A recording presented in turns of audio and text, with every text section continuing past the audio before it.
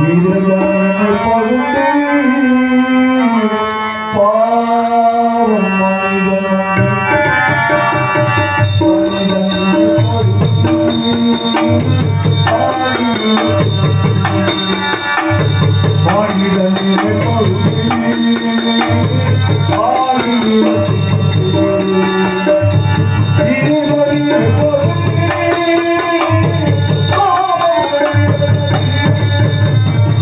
மனிதனை பகுண்டு மனிதனை பகுண்டு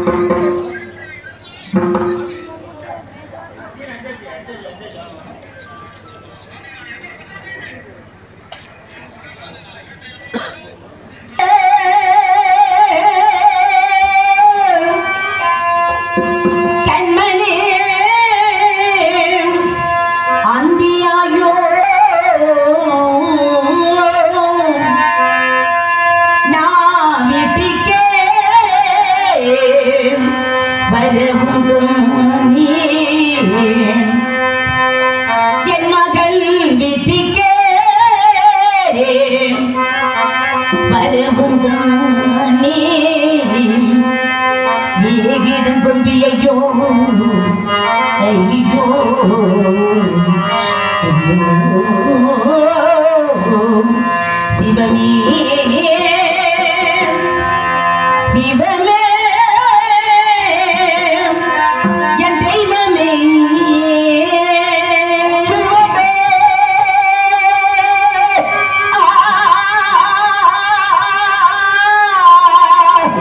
பாடும் தெய்வமே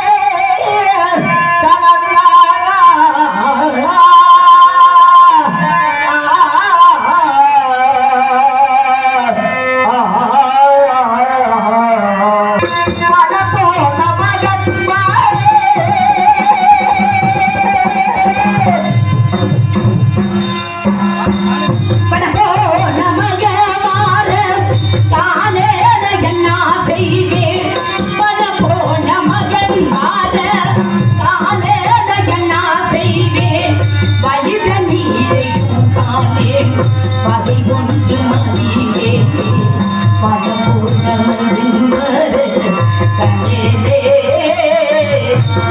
சிவனே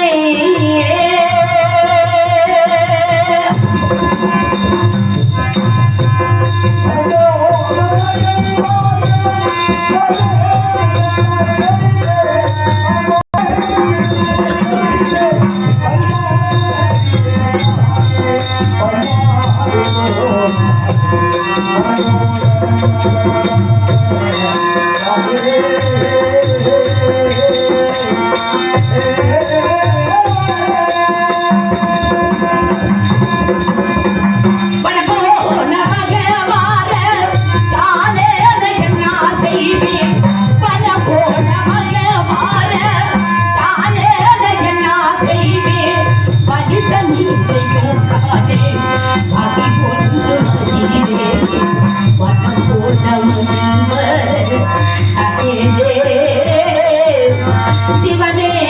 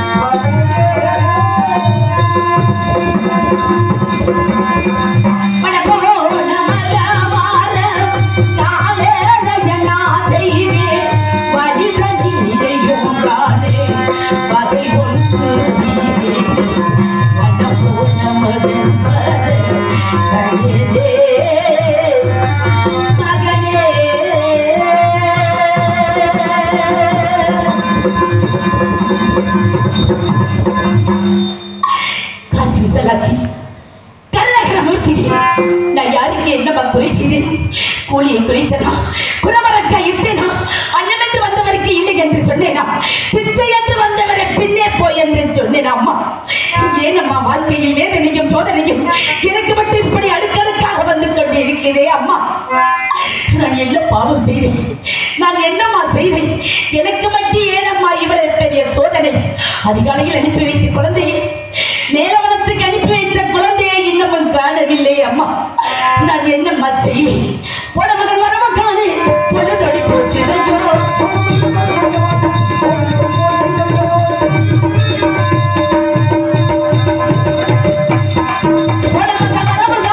பொழுதொடி போச்சுதையா, என்ன செய்வேன்?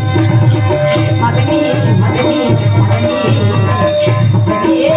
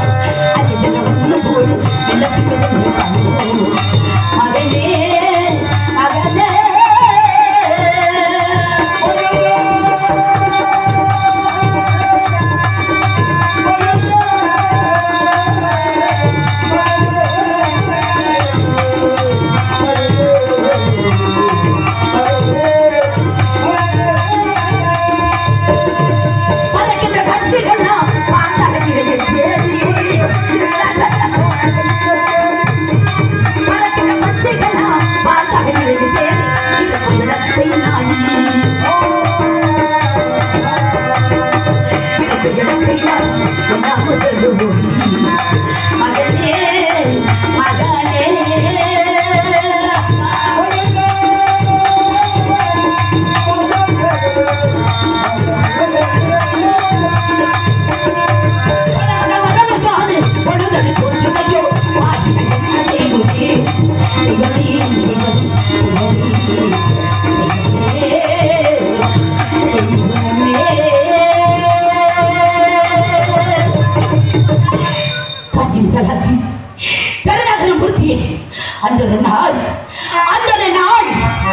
என் அருமை மகன் பிறந்த நாள் விழாவை முன்னிட்டு ஒரே மகன் தேவதாசன் பிறந்த நாள் விழாவை முன்னிட்டு என் அரண்மனையில் என் குடிமக்களோடு கோலாகலமாக என் விழாவை கொண்டாடினோம். அந்த நேரத்தில் அப்பொழுதுதான் விஸ்வாமித்திர மகரிஷியை இல்லம் தேடி வந்தார். ஏன் வந்தார், எதற்காக வந்தார், என்ன காரணத்தினால் வந்தார் தெரியவில்லை அம்மா. ஆசனவாசலில் அணிவப்பு சாவடியில் உங்க மரத்தடியில் புலிதோலாசனமற்ற அமர்ந்திருந்தார். ஐயா சுவாமி, இப்படி நீங்க ஆசனவாசலில் அமர்ந்திருப்பது முறையில்லை சுவாமி, அரண்மனைக்குள் வாருங்கள் சுவாமி அப்படி என்று அழைத்தோம். நானும் என் கணவரும் என் குழந்தையும் 3 பேரும் அரண்மனைக்குள் அழைத்தோம். அவர் வாதத்தில் பூவை போட்டு நாங்கள் மூவரும் பாத பூசை கண்டு அவரை உள்ளே அமைத்து எங்கள் சிம்மாசனத்தில் அமைத்து அவரை அமர வைத்தோம். அவரும் அமர்ந்தவர் சும்மா அமர்ந்தார். அவர் வந்தத்தாலும் அவர் சூழ்ச்சியாலும் அவரே நாராயண யாகத்திற்காக 48 கோடி திரவியம் வேண்டும் என்று கேட்டார். கேட்ட வாய் மூழ்வதற்குள் என் கணவர் அள்ளி கொடுத்தார். அதையும் வாங்க மறுத்துவிட்டு அங்கேயே இருக்கட்டும் என்று சொல்லிவிட்டு அவர் என்ன செய்து விட்டார் தெரியுமா? அவர் வஞ்சத்தால் சூழ்ச்சியாலையும் நாட்டை இழக்க வைத்தார், நகரத்தை இழக்க வைத்தார், குடிமக்களை இழக்க வைத்தார். இப்படி இது மட்டுமல்ல, என் கணவரையும் இழக்க வைத்தார்.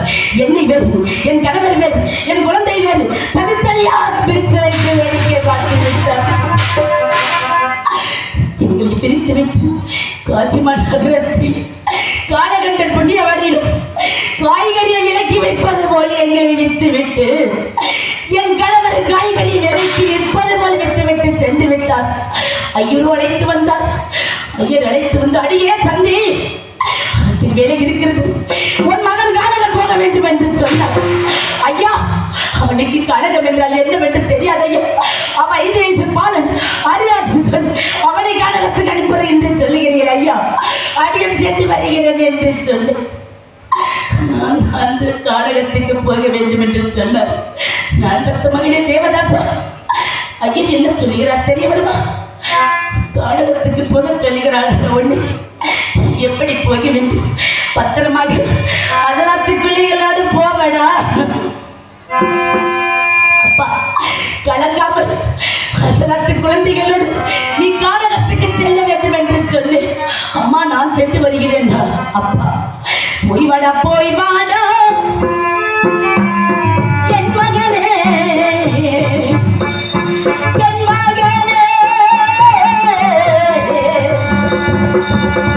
பொய் சொல்ல பூவாதி புத்திரன், அப்பா பொய் சொல்ல பூவாதி புத்திரனே.